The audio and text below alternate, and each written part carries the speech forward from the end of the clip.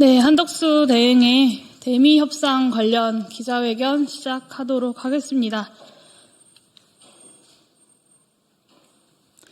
네, 한덕수 대통령 권한대행이 24일과 25일 한미 재무통상장관이 참여하는 2+2 관세 협상을 합니다. 한덕수 대행에게 경고합니다. 내란수계가 임명한 내란 정권의 내란 총리에게 주어진 임무는 짧은 기간의 대통령 선거 관리를 무탈히 해내는 것뿐입니다. 한덕수 대행체제는 국가의 전략적 이익이 걸린 협상에서 국민을 대표할 자격이 없습니다. 권한 대행일 뿐 국민의 손으로 선출한 민주적 정당성을 갖추지 못했을 뿐더러 더군다나 민주주의라는 헌법적 가치보다 개인적인 정적 제거의 수단으로 군을 동원해서 내란을 일으키고 파면당한 정권의 국무총리에게 대한민국의 국익을 둔 협상의 권한을 쥐어줄 수는 없습니다. 미국과의 협상을 조기에 타결할 실익도 없습니다. 현재 상황에서 대미 협상의 조기 타결 자체가 국익 손실을 의미합니다. 협상팀이 할 일은 실질적 의미의 협상이 아니라 미국의 요구사항과 진위 그리고 전략을 최대한 파악해서 국내에 보고하는 수준에 머물러야 합니다. 이것을 넘어가는 한덕수 대행의 어떤 대미 약속도 월권이고 반국익입니다. 모든 정당들과 대통령 후보들은 행여 한덕수 대행 체제가 협상안을 가지고 오더라도 차기 정부가 이에 구속되지 않을 것임을 천명해야 합니다. 한덕수 대행 체제가 대미 협상에 자격이 없다라는 것은 오히려 실질적인 협상을 미룰 좋은 명분이 될 것입니다. 미국이 직간접적인 경로로 협상의 의제로 올린 사안들을 보면 말이 관세 협상이지 우리나라 입장에서는 핵심 국가 이익들을 총망라하고 있습니다. 한국의 자동차 배기가스 규제, 쇠고기 수입 제한, 넷플릭스 등 글로벌 콘텐츠 업체의 망 사용료 등 다양한 비관세 공공규제들을 포괄하고 알래스카 LNG 개발과 조선업 등 대미 직접 투자들까지 겹쳐 있습니다. 여기에 주한미군 주둔 비용과 한반도 동북아 안보에서 한국의 지위와 역할 등 안보 현안들까지 들어 있습니다. 2개월 남짓 선거를 관리하는 내각이 이런 전략적인 국익을 놓고 국민을 대표한다는 것은 상상할 수 없습니다. 경거망동하지 않기를 한덕수 권한대행에게 경고합니다. 트럼프의 관세 정책이 애초에 구상대로 흘러간다라는 보장이 없는 상황에서 조기의 협상 타결은 장기에 걸친 협상보다 우리에게 훨씬 불리한 결과를 예정하고 있습니다. 대미 흑자교역국에 대해 날조에 가깝게 계산된 세율을 적용한 미국의 상호 관세 부과 천명 이후에 글로벌 채권 시장에서 대량의 미국채 매도가 시작됐습니다. 통상적으로 시장 불확실성이 증폭하면 주식시장은 하락하고 최고의 안전자산인 미국채 가격은 상승하는 것이 일반적입니다.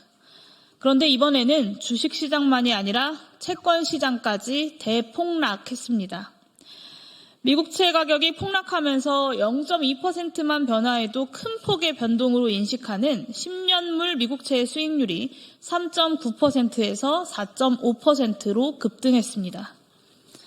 이것은 폭탄에 비유되는 상호관세 부과가 안고 있는 불확실성이 안전자산으로서의 달러 지위를 위협하는 상황을 반영한 것입니다.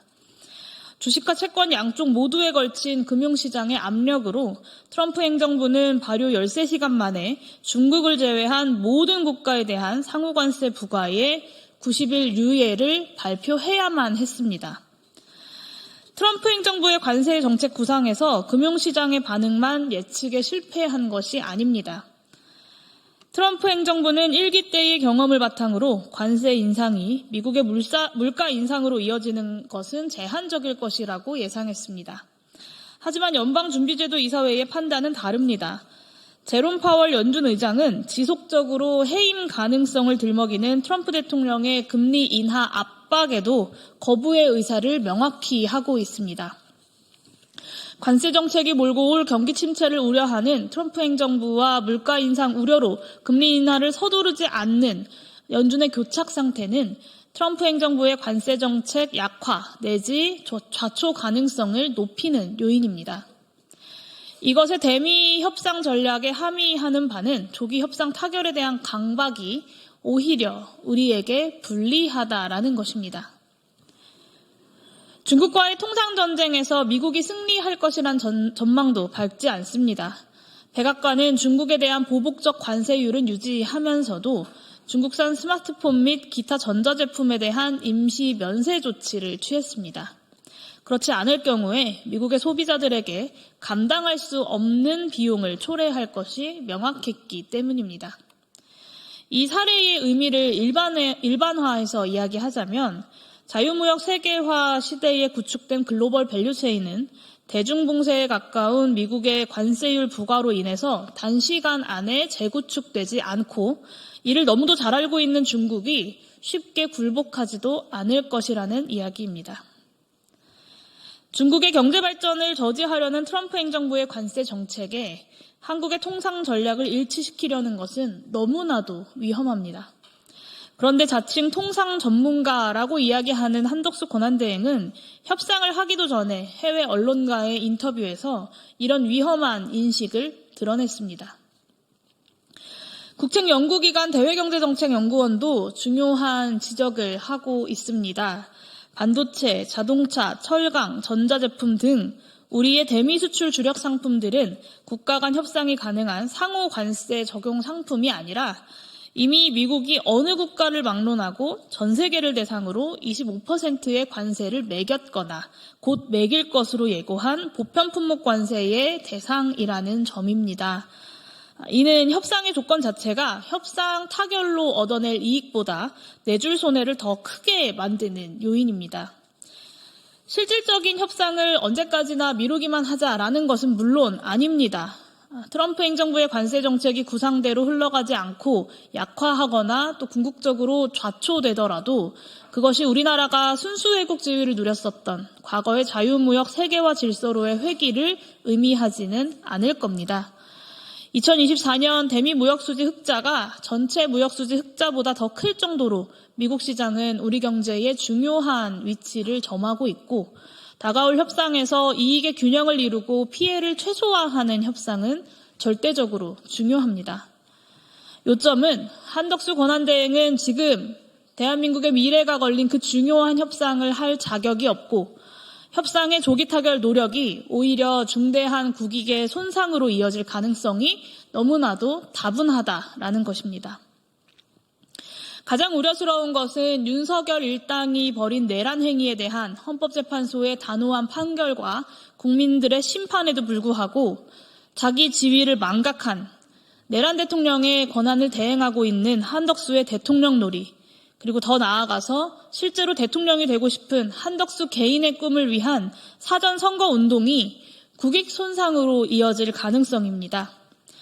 한두 가지의 생색용 이익을 얻어내고 전략적 손해를 내주는 협상안을 들고 와서는 자신의 성과로 홍보하려는 한덕수 권한대행의 매국적 동기에 대해 강력하게 경고합니다. 호랑이 없는 굴에 여우가 왕노릇 할 수 있다고 생각한다면, 그래서 정말 한덕수 본인이 대통령이 될 수 있다고 생각한다면 당장 헛된 꿈에서 깨어나시길 바랍니다. 민주공화국의 국민들은 여우의 왕노릇을 지켜보고만 있지는 않을 것입니다.